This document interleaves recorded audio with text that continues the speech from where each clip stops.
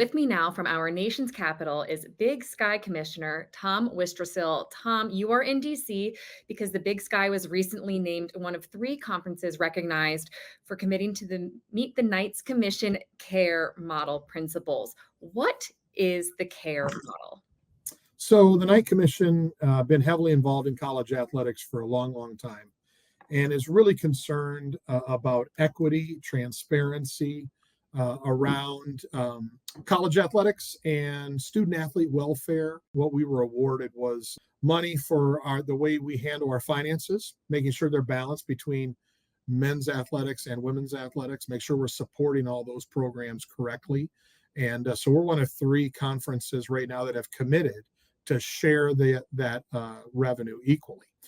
Women's basketball will be awarded units like men's basketball for the first time coming up here in this next school year. And we want to make sure that we recognize our women's athletes financially the same way we do our men's teams.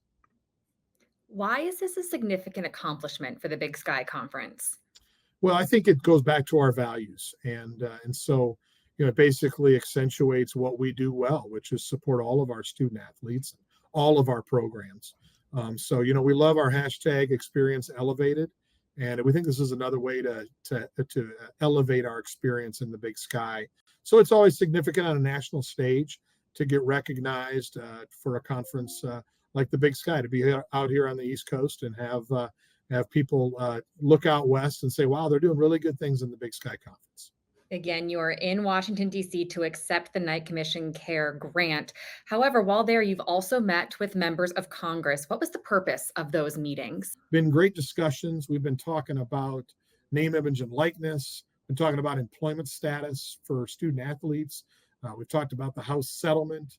They all care deeply about what's going on, and I've been really impressed with their level of knowledge of the topics. That tells me that our presidents have been talking to them as well, and their concern for the student athletes. And we're pushing hard to make sure that student athletes don't become employees. Every student athlete I talk to has said they don't want to be an employee of the school, and so we need to continue to have these discussions here on Capitol Hill with our congressional leaders to ensure that doesn't happen. What is the latest update regarding the House settlement? On Thursday, the 26th, there will be another hearing in front of Judge Wilkin. Hopefully she accepts the settlement. Both parties want the settlement, both the plaintiffs and the defendants. So we're hopefully can find some middle ground.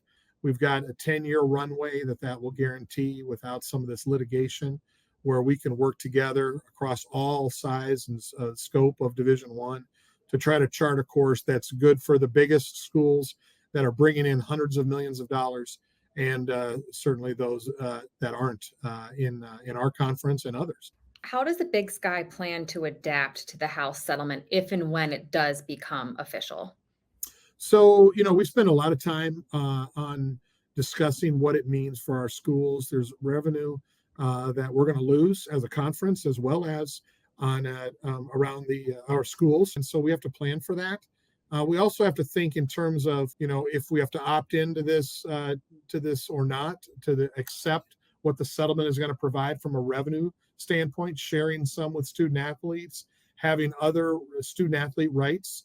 And we're all about trying to help out from an NIL standpoint and all in on that. But we want to make sure that we don't trigger anything that makes them employees.